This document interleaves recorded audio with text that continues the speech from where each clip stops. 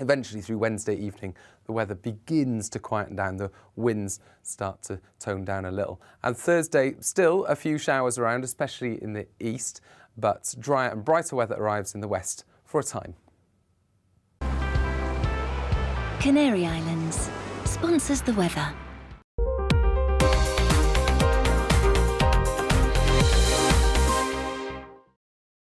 You're watching GB News live across the UK and the world on our digital stream. GB News is Britain's news channel. We are the UK's home of discussion and debate from all perspectives. We are here for you. Don't forget to join our YouTube community by clicking on that subscribe button.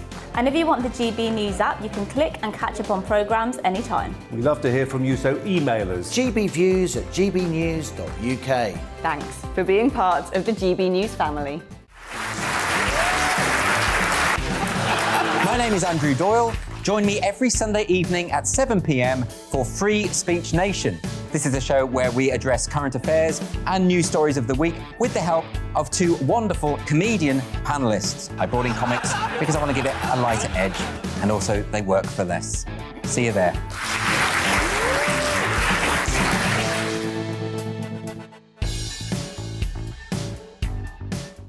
Join my show Farage, 7 p.m. till 8 p.m. Monday through Thursday, and there you will get opinion, analysis, debate, and I'll cover stories that nobody else dares to touch.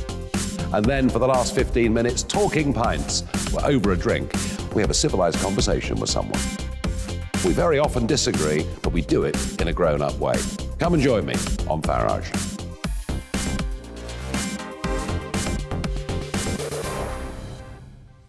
I'm Colin Brazier. I've reported from more than 70 countries around the world, covered wars from Afghanistan to Iraq, from Lebanon to the Balkans. I'm trying to bring that experience, that feel for events, to the studio. And something else, I'm ready to give an opinion. Today's stories with a spark. Brazier from 8 p.m. weekdays on GB News.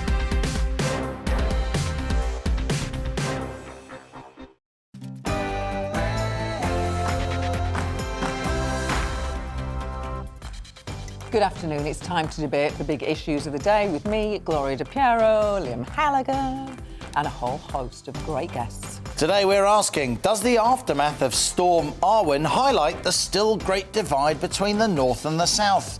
And does this show the flaws in Boris Johnson's plan to level up Britain? First, it's the news with Rosie.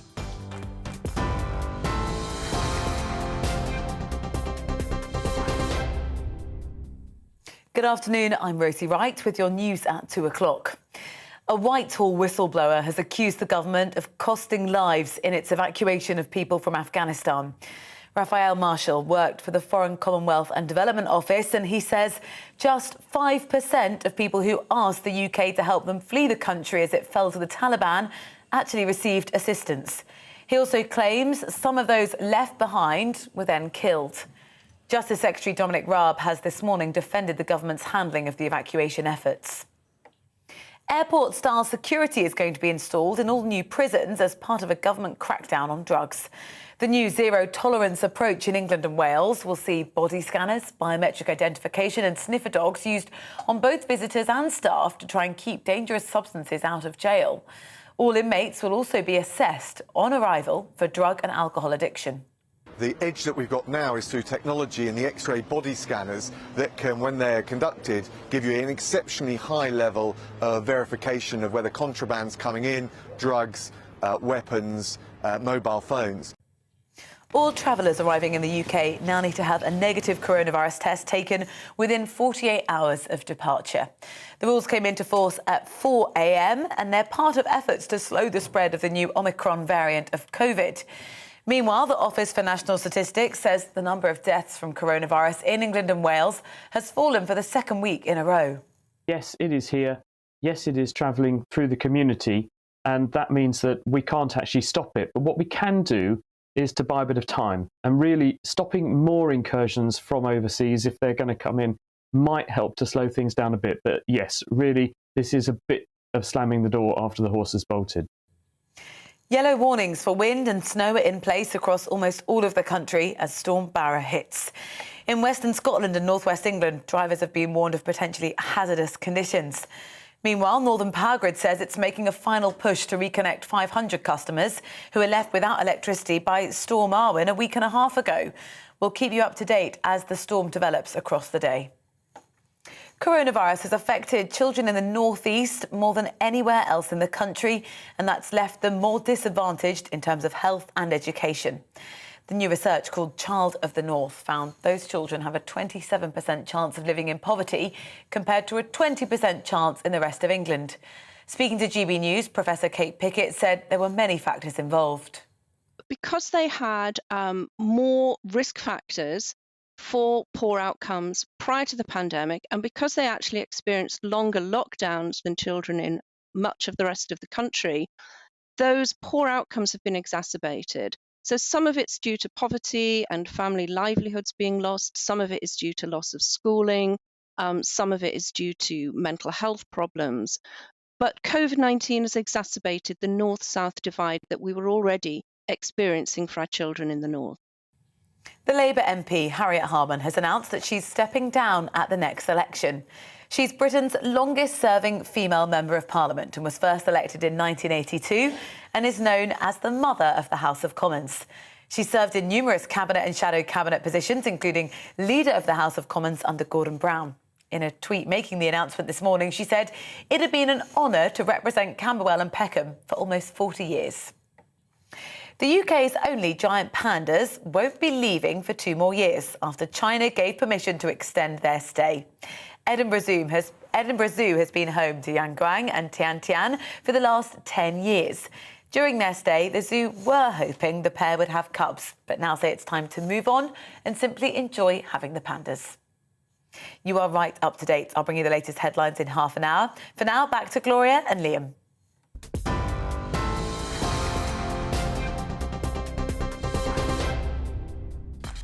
Coming up on Piero and Halligan today.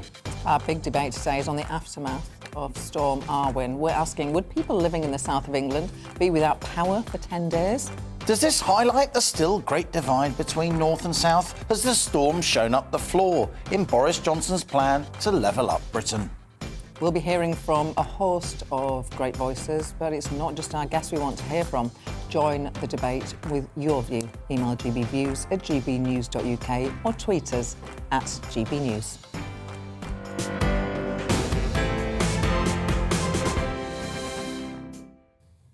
Now, they've been called unacceptable by Business Secretary Kwasi Kwarteng. Meanwhile, Greg Hands, the Business and Energy Minister, also rounded on the energy companies last night in the House of Commons.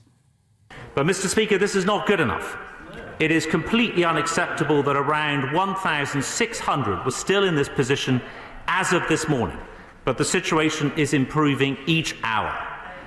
I have been assured by the network operators that all efforts are focused on having power restored to those households in the next day. Today, the energy regulator Ofgem says there will be a review into the electricity company's response to Storm Arwen, adding that they'll now have to provide more compensation for people affected. But this afternoon, scores of people are still without power. So today we're asking here on Piero and Halligan, would people living in the south of England be without electricity for 10 days now? Does this highlight the still great divide between north and south? Does the aftermath of Storm Arwen highlight flaws in Boris Johnson's plan to level up the north and south? Before we get into that great north-south debate, though, GB News' Yorkshire and Humber reporter Kevin Larkin is in Morpeth in Northumberland, and he gives us the latest on the continuing clear-up and the battle to restore power. So, Kevin, good to see you with another storm on its way, Storm Barra. How are residents coping with the clear-up after Storm Arwen, as well as preparing for the arrival of this new storm? Well, Gloria and Liam, we've seen a lot of concern here in the northeast ahead of Storm Barra. Many houses are still trying to recover from Storm Arwen. There are 500 of them in the northeast still without electricity and not reconnected to the power grid. Now, Northern Power Grid have told us that they will continue to work as long as it's safe for them to do so, but it's unlikely that all of those homes will be reconnected. And it's primarily rural areas like this one where you are seeing houses isolated. I mean, you can see the tree behind me that's potentially been broken recently. Whether that's still standing tomorrow morning, we don't know. So for Storm Barra, we are expecting that to start hitting the northeast any minute now with rain and high winds. It's going to peak at around the evening rush hour, expecting it to sort of ease off by the morning. But of course, if it's wrought a lot of damage overnight, you may find downed trees and power cuts still affecting you by tomorrow morning. And the big concern here follows on from Storm Arwen. I was in Alnwick earlier on where I found this roof tile, this slate roof tile. And the last storm to hit this part of the world was able to rip off this huge roof tile, and there were bigger ones up there as well. So there'll be a lot of people very concerned about a repeat of that as well. So a lot of people here in the northeast will just be hunkering down and waiting for this storm to pass and keeping everything crossed that by tomorrow morning there won't be too much damage. Good to talk to you, Kevin. Kevin Larkin there, GB News, Yorkshire and Humber reporter in Morpeth. Get my dentures in Northumberland. We're now joined by Labour councillor for Durridge Bay, Northumberland, Scott James Dickinson. Scott, hi. Welcome to the programme. The Prime Minister tweeted yesterday that homes without power would be reconnected by tomorrow, which is today at the latest. Has it happened? No, it hasn't happened, and I think your local report has just touched on some of the big issues that we're still facing. We've still got fragile buildings, we've still got trees that are fragile, lots of infrastructure issues that related to the first storm. We're starting to see winds picking up in the south east of Northumberland now, heading up towards the north, where we still currently have hundreds of properties without power. Scott, what would you say to those who say the difficulties of getting these homes back supplied with power, it's not because they're necessarily in the north, it's just that they're quite remote with all respect, and there are remote places in the southwest and in the east of England where there would be similar delays?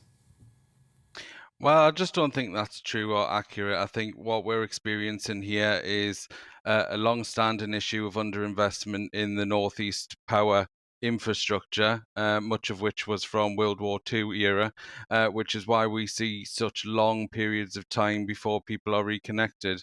What we're experiencing now, and have been for the last week and a half, is a severe problem with Northern Power Grid, their data, their infrastructure, and their ability to respond to things like this. I think if this had happened in a more southern constituency, it would have had everything thrown at it far sooner than the declarations that were made here in Northumberland, or indeed the northeast as a whole. Can you give us a sense of what the people that you represent have been through over the last 10, 12 days? Yeah, I mean, a lot of our properties came back on after 4 days. We still had people a week later. I mean, we've been really lucky. We've got a community organisation that runs a hub, and they were delivering hot food and blankets and flasks. I mean, we had people in the 90s, 80-year-old, who are still fully independent at home, but trying to survive for a week and a half with no electricity or heating is extremely anxious time for them. But equally, people were getting mixed messaging from Power Grid. So people were being told it would be coming on the following day. So older people were reluctant to leave their homes. The issues around accommodation, you had to try and pay for it yourself and then reclaim many months just before Christmas. And lots of people can't afford to do things like that. So lots of people were left trapped in their homes for a week and a half. And some people, were near perishing to death. And, until the army arrived, until the council took the steps it did to start contacting those most vulnerable and visiting properties in remote areas with offers of transport out of those areas into accommodation, but also providing hot flasks and soups and things like that, these people could have just been left for a much longer period of time with no support at all. It's clearly very serious, Scott, when you've got elderly people. The nights are drawing in. It's pretty cold at the moment. Clearly, there are life-threatening issues here. But who do you blame? Are there any private sector companies that you think should be blamed for this, or do you direct your ire at the government? I mean, there's a mixture of issues. I think Power Grid as a private company, not the people on the ground. They've been working extremely hard. You can tell that from speaking to them, from seeing them out there. They haven't had the resources they need. The IT infrastructures behind them have failed, and the government failed in terms of its step up to assist in what is a real emergency here in Northumberland. And just because we're the most northern place in England doesn't mean we should be the last to be responded to. Other areas had support from the military and other agencies far sooner than we did. It was a week on before we even got anybody anywhere near Northumberland who was interested. And then when we did, we got a minister who arrived, took some photographs viewing the damage and then left, which really isn't very helpful or provided anybody that was in these positions with any comfort or support. The Prime Minister has been on at Phil Jones, the CEO of Northern Power Grid. To be fair to him, he has been, on at them to improve the situation, hasn't he? I think he has. I think everybody would recognise that everyone's looking for somebody to blame, and the government are doing that too. But what we must recognise is that this is a very old infrastructure. The private company, Northern Power Grid, didn't have the infrastructure behind it. Many of its IT systems failed. Things around data differentiation between things that were logged issues for repair in normal circumstances versus properties that were out of power couldn't be seen on the data. So when the army and others were visiting properties, some people had been off, some people hadn't been off, and the quality of the IT infrastructure and the requirements of that data that were needed by the council and the army to respond effectively just were not there. And I think that sits very firmly with Northern Power Grid in terms of an organisation to blame for that. Thanks a lot for joining us. Scott James Dickinson, Labour Council at Durridge Bay up there in Northumberland. Joining us next on the show is Conservative leader of Northumberland County Council, Glenn Sanderson. Hi, Glenn. Good of you to join us. We appreciate your time. Quoting a Conservative councillor from Northern England, the Shadow Climate Change Minister, Ed Miliband, said yesterday in Parliament, if this happened in London or in the South East, everything would have got thrown at it. Is that Conservative unnamed councillor right? Do you know who it is?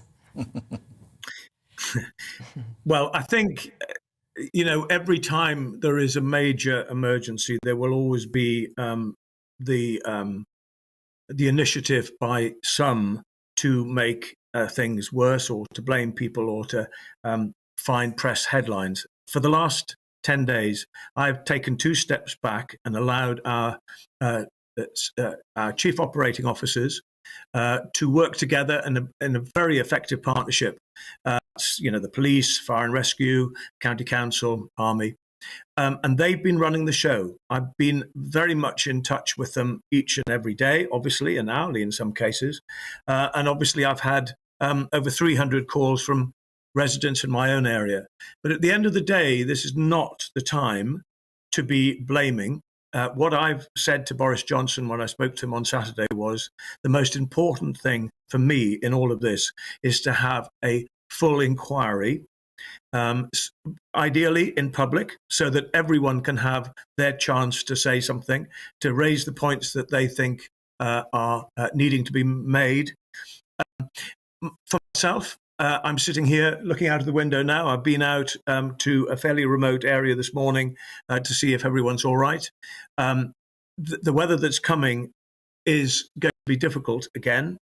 And my worry is that that the actual infrastructure that's in place is not really fit for purpose in some places.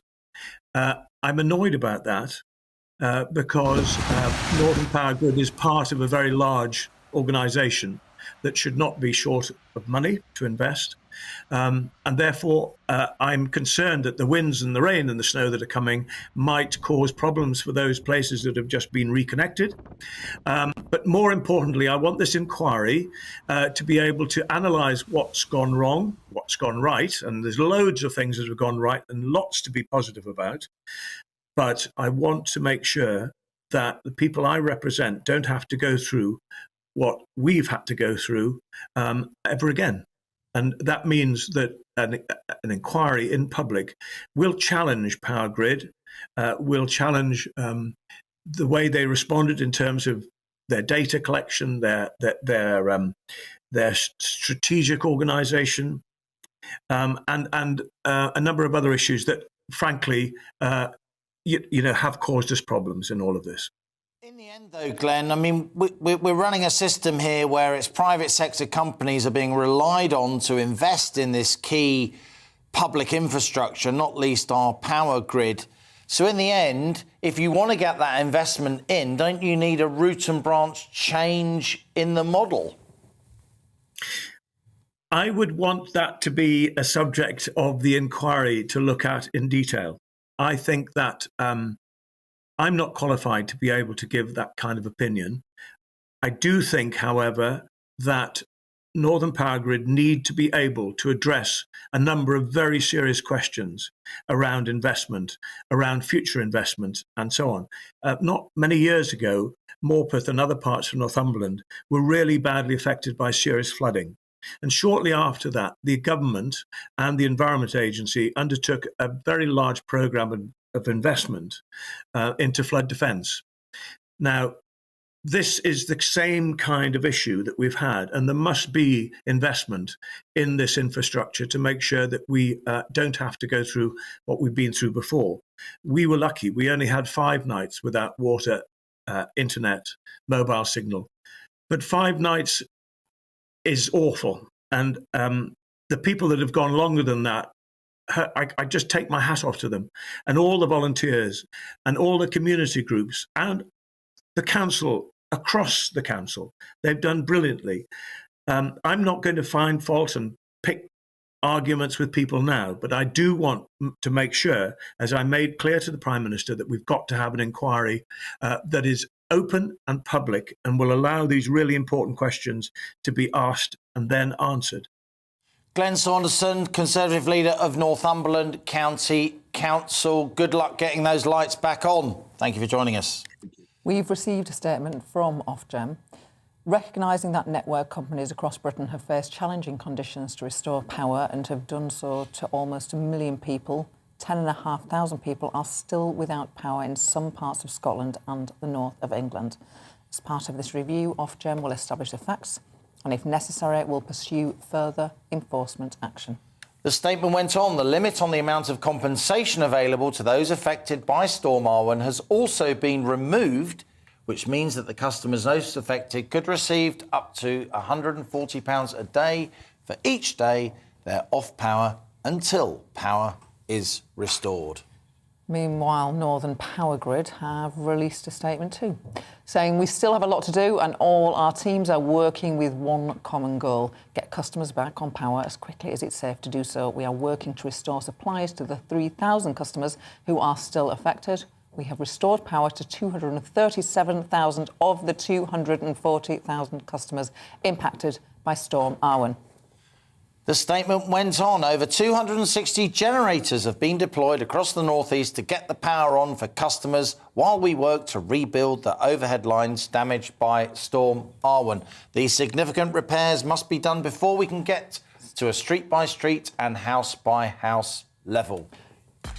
We are now crossing live to Holyrood as Nicola Sturgeon, the First Minister, is making a statement.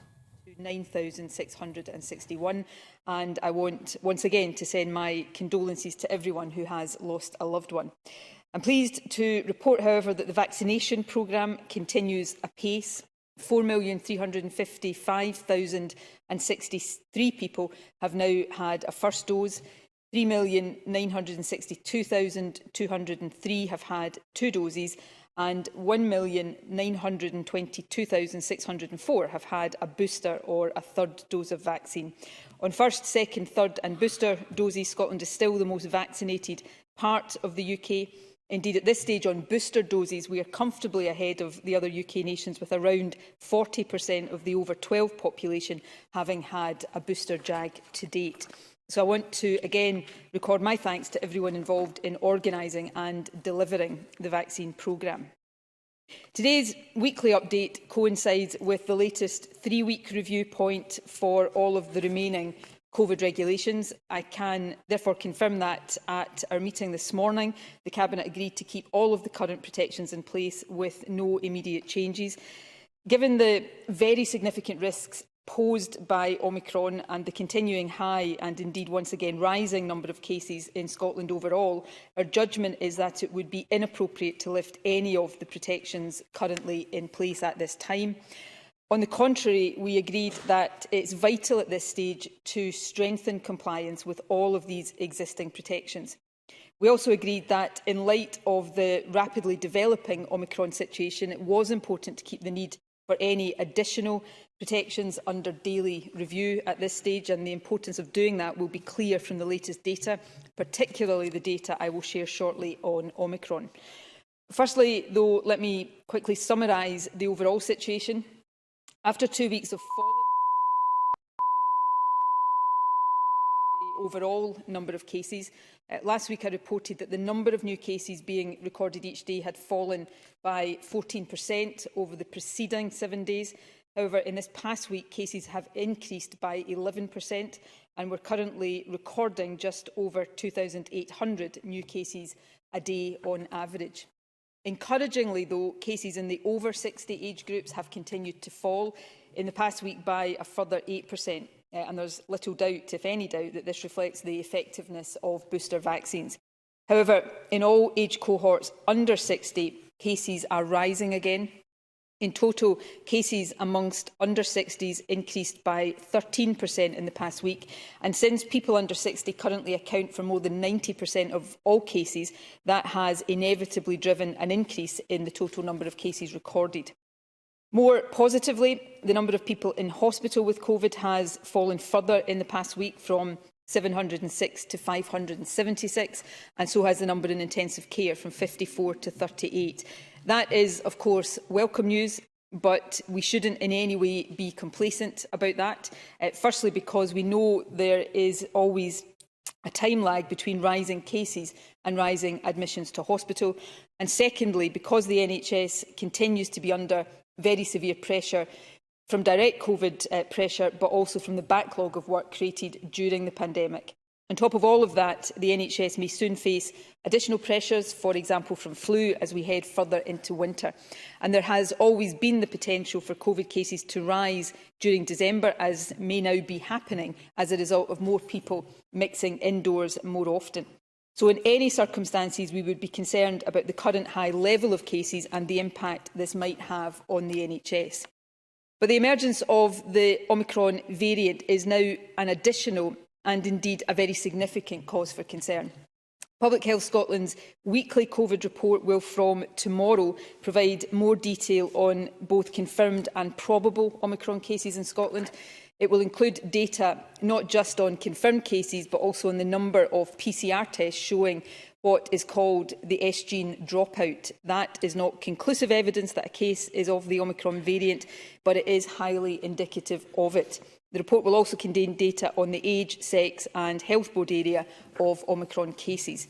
In weeks to come, and as soon as the quality of data allows, these reports will also provide detail on the vaccination status of and hospital admissions and deaths associated with Omicron cases.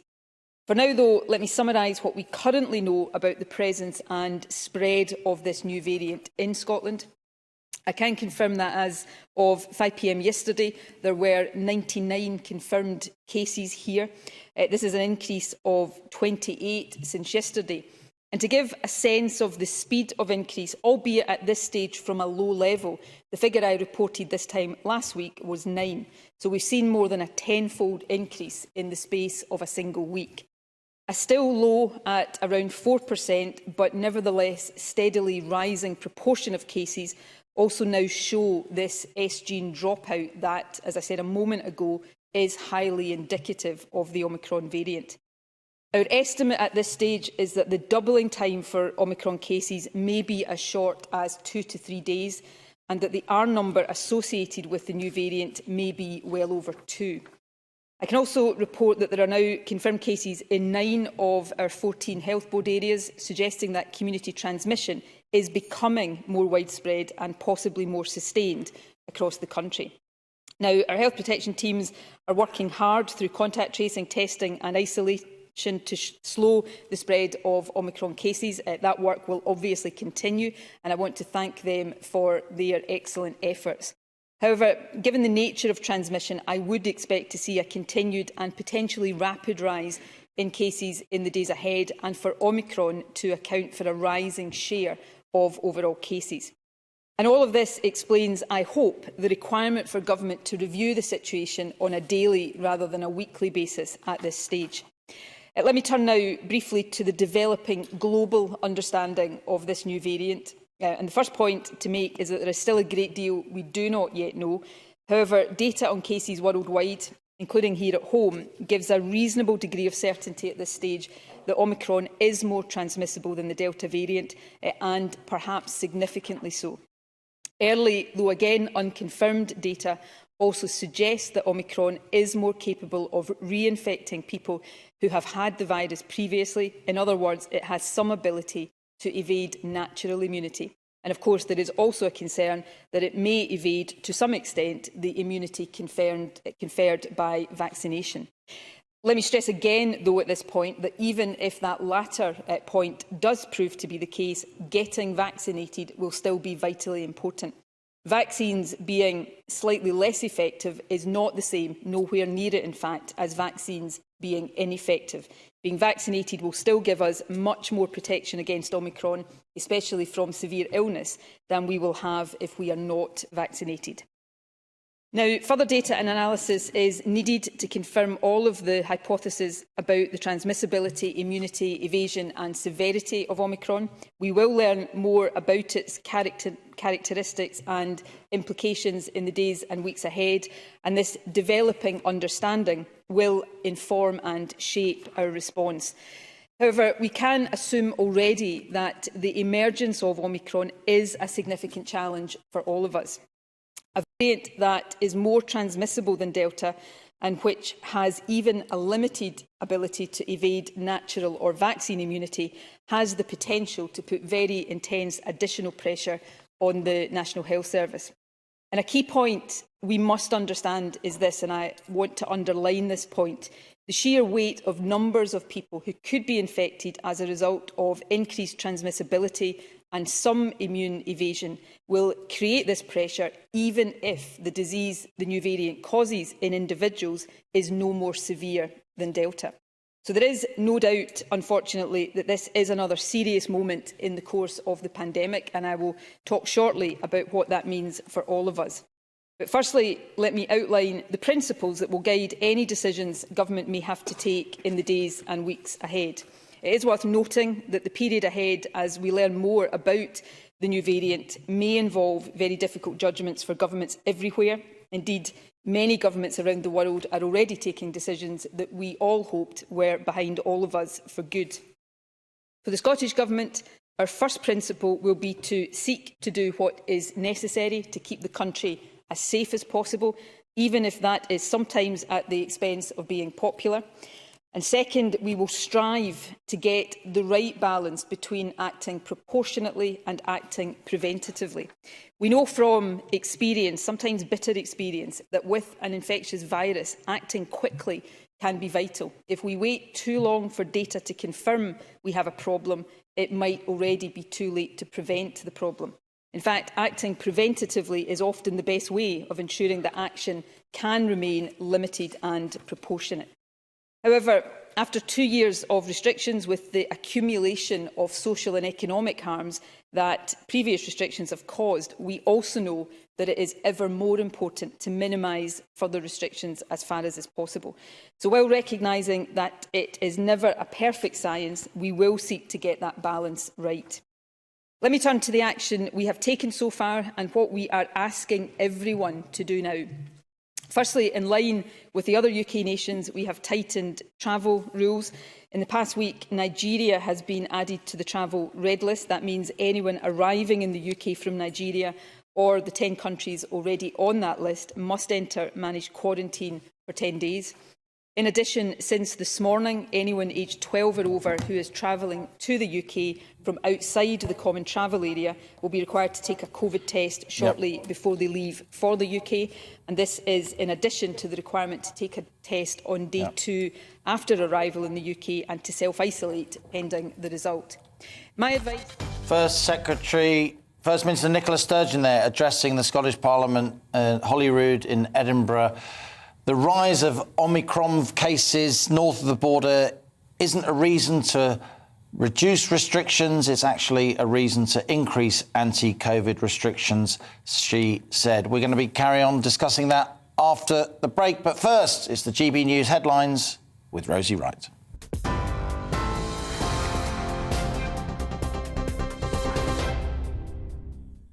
Good afternoon. Let's get you up to date. A Whitehall whistleblower has accused the government of costing lives in its evacuation of people from Afghanistan. The junior diplomat, Raphael Marshall, says fewer than 5% of Afghans who asked the UK for help to flee the country received assistance. Justice Secretary Dominic Raab has defended the government's handling of the evacuation efforts. Airport-style security is going to be installed in all new prisons as part of a new government crackdown against drugs.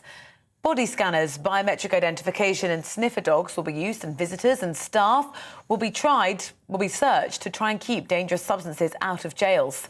Labour says government cuts and mismanagement have meant jails have become awash with narcotics. All travellers arriving in the UK now need to have a negative coronavirus test taken within 48 hours of setting off. The rules came into force at 4 this morning, and they're parts of efforts to slow the spread of the new Omicron variant. Yellow warnings for wind and snow are in place across almost all of the country as Storm Barra hits. Winds of almost 70 miles per hour have been recorded off the southwest coast of England.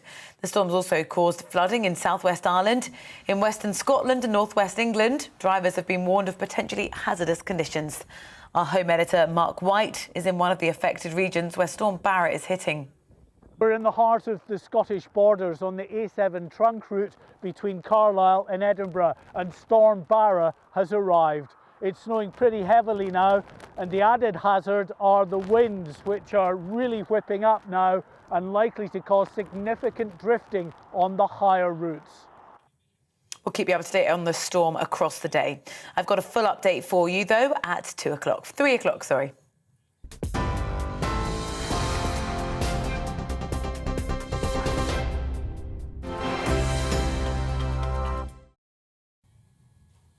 As we were discussing earlier in the show, scores of people are still without power in the north of England and parts of Scotland 10 days after Storm Arwen hit the UK. And as Britain braces itself for a second storm, Storm Barra, which has already hit Northern Ireland and is moving across the country, we've been asking whether the loss of powers in some areas of the north highlights a continuing north-south divide, and does this also highlight a flaw in the government's plan to level up the north and south of the UK? Or is this more of an issue of privatised energy companies and an ageing energy network, a lack of investment in our energy infrastructure? Well, joining us now is a senior fellow at the Centre for Energy Policy and Tech at Imperial College. It's Malcolm Grimston. Malcolm, great to have you with us. Thank you so much for your time. How difficult is it, first up, to restore power to some of these more remote residences with the best will in the world? We've got the army involved, we've got the power companies involved, we've got the local authorities involved, and it's still taking days and days. Well, the question almost answers itself. Extremely difficult in some cases. In cities or populated areas, clearly you have a network where there are, you can isolate where a particular problem is very, very quickly, very often because you've got so many points that you can test it. In more rural areas, that can be more difficult, coupled with the fact that the costs per customer are enormously higher in rural areas because you, for the same amount of wires, you've got relatively few subscribers. So it can be difficult. 10 days is pretty extraordinary, I have to say. It's not quite unprecedented, but it is very unusual. So I'm glad there's going to be this investigation. A Labour MP, a Durham Labour MP, yesterday called an urgent question in Parliament. That means forcing ministers to come and answer questions on the situation. Labour's Kevin Jones said there is something seriously wrong with Northern Power Grid. Not with engineers and individuals who are out restoring power, but with the management and senior management of that company. Does that hold sway with you? Well, actually, the wires are the bit that have changed least because of privatisation.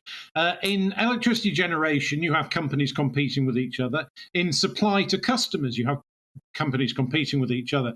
But it makes no sense to have competing grid systems across the country. So the wires, the national grid, which is run by the National Grid Company, and the local wires, which are run by 6 companies in 8 regions across the UK, haven't changed all that much. They always were regulated by the whatever the regulator was at the time. And now the relationship is not of competition and cost cutting. It's an ongoing debate between Ofgem and the companies themselves to get the balance right between investment, which will have to be paid for ultimately by the consumer, and security. And inevitably, it's a trade-off. Ofgem has an extraordinarily difficult job in drawing that line. Now, clearly, an investigation may bring all sorts of things up, but there's no reason in principle why this is necessarily extremely bad management. It could simply be that in the days post-privatisation, a national approach was taken that cutting cost of electricity production was the national priority. That's, in a sense, why they did privatisation in the first place. And one of the consequences of that is there's a danger that the unromantic, the very, I won't say boring because it's not, but the bit that has the least fuss about it, the wires, might get left out within this. So the investigation will have to look at in all this, but it's not prima facie the case that the company has fallen down here. Grids clearly need maintaining, Malcolm, particularly grids leading to parts of the community that are more remote, less profitable, fewer subscribers for each metre of wire you have in the ground, as you say. Is there some kind of parallel here with our rail network? After rail crashes at Hatfield, at Potters Bar, we rethought whether or not we need to bring more of the system in-house, renationalising it to ensure that investment. Is there an analogy here with, this isn't obviously a train crash, but it's a pretty incredible, worrying situation where elderly people, as we've heard from councillors from both Tory and Labour in Northumberland, at a time when the weather is really getting pretty hairy, are left without heating? It's a very good parallel. As with rails, you can compete for the operators who run the trains, but it would make no sense at all to build a complete second rail network to compete with the existing ones. So as with electricity, you have a regulated set of companies. They may be state-owned, they may be private-owned. We shouldn't pretend that either of those models is completely without its challenges. But you have, many countries of the world have always had private grids and they've worked very effectively. They've worked very effectively in this country, by and large. But it does come back to the point that when there is a trade-off between the amount we want to pay as electricity consumers, and for the last 2 months, we have been talking extensively about the massive hike in power prices and gas prices and the problems that is causing for the most vulnerable. So there's no terribly easy answer here. We either put the prices up and the investment flows in to a greater extent, or we have slightly cheaper prices with slightly less investment. In a reality, It's not black and white like that. There's a line to be drawn between those, but it's not an easy line to draw. Now, if we are, and the grid needs strengthening because we have large amounts of offshore wind now coming onto the system. That all needs its own wires. We also may be facing more extreme weather because of climate change, and that may need strengthening of the grid. And frankly, as you said at the beginning, that in some places they're just beginning to look their age a bit. We should reflect on the fact that some of the biggest power cuts the world has ever seen, like, for example, when Italy went completely black in 2003, when New York and the southeast of Canada had the massive power cut in that same year.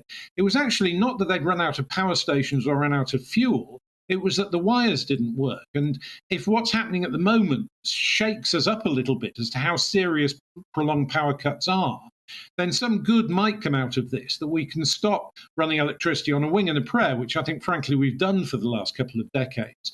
And that's not Ofgem's fault, that's national policy. And move more towards more central planning, more recognition that electricity isn't just simply a commodity in the marketplace that will either be there or not on a particular day. It's something that's absolutely crucial to all of our lives and the whole British economy. Malcolm Grimston, thank you for your time and expertise. Malcolm Grimston there, Senior Research Fellow at the Centre for Energy Policy and Tech at Imperial College London. We're going to a break in a second, but stay with us when we'll get the latest from the Met officers about what might happen with Storm Barra over the next 24 hours or so. You're watching GB News live across the UK and the world on our digital stream. GB News is Britain's news channel. We are the UK's home of discussion and debate from all perspectives. We are here for you. Don't forget to join our YouTube community by clicking on that subscribe button. And if you want the GB News app, you can click and catch up on programmes anytime. We love to hear from you, so email us. gbviews@gbnews.uk. Thanks for being part of the GB News family. My name is Andrew Doyle. Join me every Sunday evening at 7 p.m. for Free Speech Nation. This is a show where we address current affairs and news stories of the week with the help of two wonderful comedian panellists. I brought in comics because I want to give it a lighter edge, and also they work for less. See you there.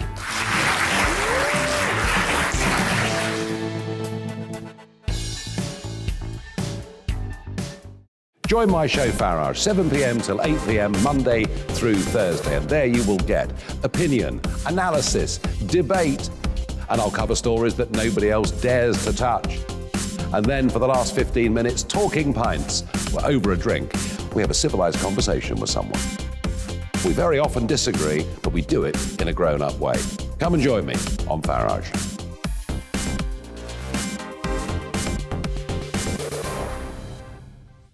I'm Colin Brazier. I've reported from more than 70 countries around the world, covered wars from Afghanistan to Iraq, from Lebanon to the Balkans. I'm trying to bring that experience, that feel for events, to the studio. And something else. I'm ready to give an opinion. Today's stories with a spark. Brazier from 8 p.m. weekdays on GB News.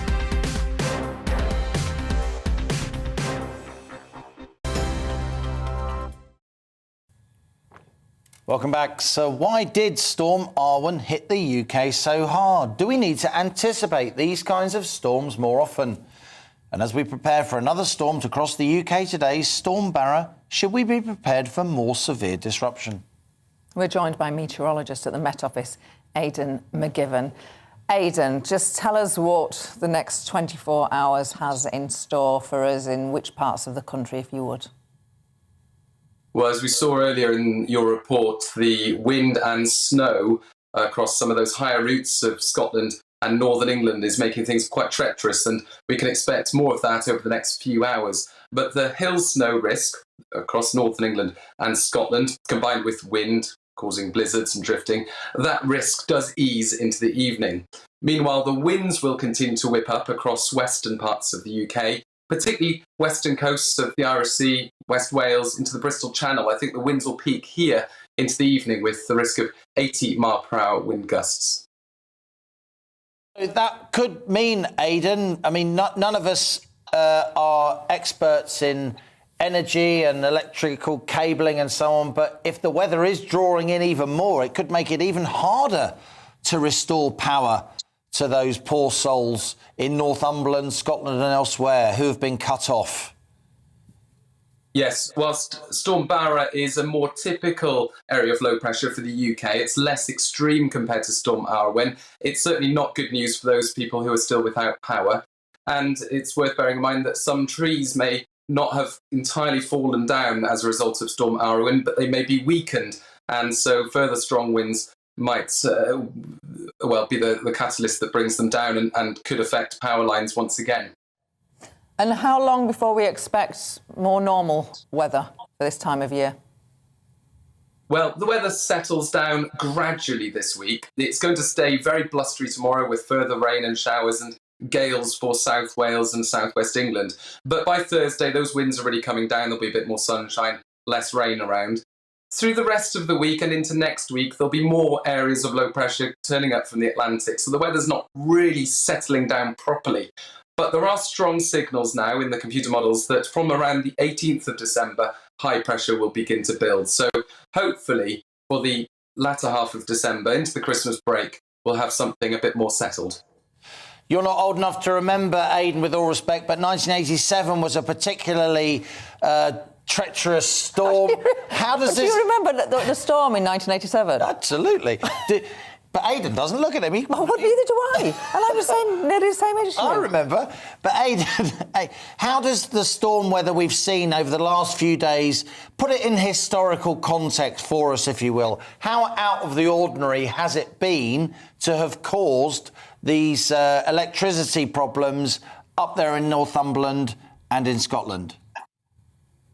Well, first of all, Storm Barra isn't particularly unusual for the UK. We get storms like Storm Barra a few times every autumn and winter. These kinds of wind gusts we get several times every autumn and winter. Storm Arwen was unusual, that mainly because of the direction it came in from. It came in from the north. Like Storm Barra, most of our low pressure systems come in from the west or the southwest. That's what happened with the storm in 1987. But Storm Arwen came in from the north and subjected parts of northeast UK to really strong winds, more than 95 miles an hour in places. And those winds were coming in from the north. So the strongest winds normally are southwesterly or westerly. And so to have such strong winds coming in from the north was very unusual. You don't see that very often at all. See, Gloria, Aidan does know about the 1987 storm. As you'd expect, a meteorologist at the Met Office. Yes, showing that it's not about whether you're old enough to remember or not, just whether you're clever, which Aidan obviously isn't. Aidan McGiven on that bombshell. Resident weatherman, meteorologist at the Met Office. Thank you for that update. As we've been hearing, Storm Barra is already bashing the west of the UK, Northern Ireland and Scotland. As Aidan just mentioned, the Met Office has issued a warning. Our Home and Security editor, Mark White, is getting snowed on in Hawick, a town in the Scottish borders. Mark, how worried should we be about this storm? And where's your hat? I do have a hat, but it stopped snowing, so I've taken it off. I don't want to look too ridiculous, but when it gets really snowy, it's going back on, don't you worry. I was in a bit of a snowstorm about an hour or so ago as a big band of snow came through, and it covered the roads here. The gritters and the ploughs have been working to keep this main road, the A7, which is the main trunk road between Carlisle and Edinburgh. It runs through the border towns of Hawick, Selkirk, Galashiels on its way up to Edinburgh. Now, the higher lying elements of that route are experiencing fairly difficult driving conditions. Just since this latest band has switched off, it's returning to slush again, thankfully, but on some of the even higher routes it's pretty tricky out there. And of course, combined with the winds, with some quite significant gusts, the concern is about the potential for that snow to drift. That could cause the real problems. The snow itself, anything from between 5 centimetres and 20 centimetres, which at the high end there is a significant amount of snow anyway. But if you combine that with the winds and the propensity for that snow to then accumulate on these higher routes, you can see that it could cause significant problems in the hours ahead. And then, of course, overnight, you've also got the issue of potentially freezing as well on some of the higher routes. Mark, there's still around 1,000 homes not far from where you are that are still without power. The government said that the last of them would be reconnected by the end of today. Is that likely to be the case? Well, I think they're certainly trying to do that. It's about 30 miles from where I am in Northumberland, about 1,300 homes that were without power yesterday. The government was fairly confident that they should all be restored to power by the end of today. However, the power grid company has said that because of the storm Barra coming in, there is the potential with the winds and the snow that could hamper those operations. So we might not see all, but hopefully at least the vast majority of those who've still been without power now for coming up to 2 weeks. It really is shocking to contemplate. I was saying before, and I think this is a truism, that had this have happened in the south, around where the media bubble is and where lots of people get very exercised about a flurry of snow, then you can bet your boots that they would have reconnected any of these cut-off homes pretty quickly. But up here, you know, it's often a case of out of sight, out of mind, and the people here just struggle on. But they have been struggling for 2 weeks now to get that power restored, and still, as I say, for some, it's not restored. It is scandalous. We just heard from Aidan from the Met Office, Mark, that the weather's going to take a while to settle down. That will make it more difficult for the emergency services to restore power to, unfortunately, the people close to where you are are still without electricity. That's got to be worrying, right? Yeah, I mean, I think for some, they are still going to be experiencing this perhaps for a day or two yet, despite the promises. That connection, that long-awaited connection back to the grid isn't going to be happening. And when you combine that, of course, with the very cold and windy conditions that we are experiencing at the moment, it goes from just inconvenient to potentially life-threatening for people cut off in rural communities, particularly the elderly, who are relying on the goodwill of neighbours, the local authority, emergency services, anybody that can come and give them some portable heaters, some blankets, some hot food, just to keep them going until eventually they are reconnected to the grid. As I say, at the moment, we're in between these bands of snow, so it's calmed down here compared to what it was about an hour or so ago, but we're expecting another band through shortly. Thank you very much indeed, Mark. Mark White there, GB News Home and Security Editor. In his natural element, the Scottish border town of Hawick. You've been emailing us throughout the show. Let's get to those emails. Barry says storm damage is inevitable and the mighty power of nature is not that easy to deal with. If the damage could have been fixed in a day or two, it would have been. David emailed us, this weather isn't unusual at all in the northeast of England. Jimmy says, let's be honest, if this happened in the southwest, it would be no different. It's only London that would be different. And Adrian says people still have no power up here in Northumberland since the 26th of November. If it was down south, it would be different. You've been watching Piero and Halligan on GB News. We're back tomorrow at 2. I'll be back for PMQs at midday. He'll be back with On the Money at 1. And up next, it's Darren McCaffrey with The Briefing. It's time to remind ourselves there's always another winter. Canary Islands sponsors the weather. Hello again. Storm Barra has arrived and it will bring disruptive winds to large parts of the UK today, along with hail snow for parts of northern England and Scotland.